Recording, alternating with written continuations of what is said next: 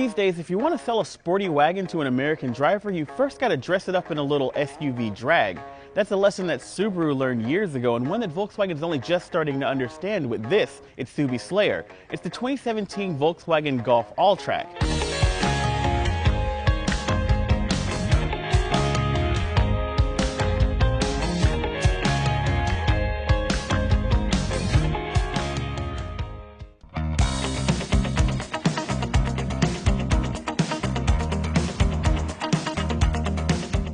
So you take a reasonably sporty wagon, raise the ride height by a bit, add some body cladding and roof rails, maybe make all-wheel drive standard and charge a little bit more for the whole affair, and the active lifestyle types will come running.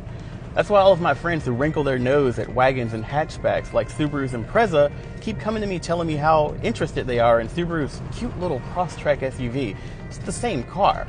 And so, the vehicle, formerly known as the Jetta Sport Wagon, has become the Golf Alltrack after an iteration or two, and Volkswagen will probably sell quite a few more of them as a result.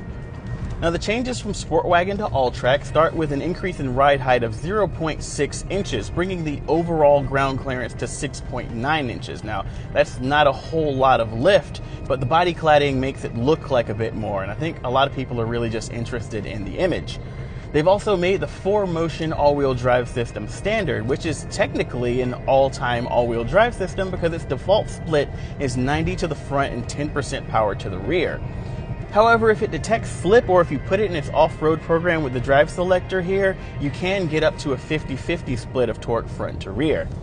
Now under the hood, we've got the same 1.8 liter turbo making 170 horsepower and 199 pound-feet of torque. That's the same engine that you'll find in pretty much every base model Golf of this generation. And it's a pretty good engine with really good power.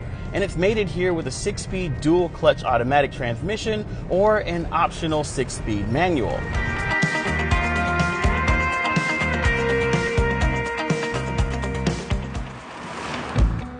Now the tech is also something that's borrowed from the rest of the Golf lineup, and there's not a whole lot to talk about in this base S model here, but with standard Android Auto and Apple CarPlay, this base system is better than a lot of its competition's upgraded systems. We'll talk more about that in a separate video. On the road, the Golf Alltrack doesn't lose a step in the transition to the taller ride height. It still feels as fun to drive as the standard Golf Sport Wagon.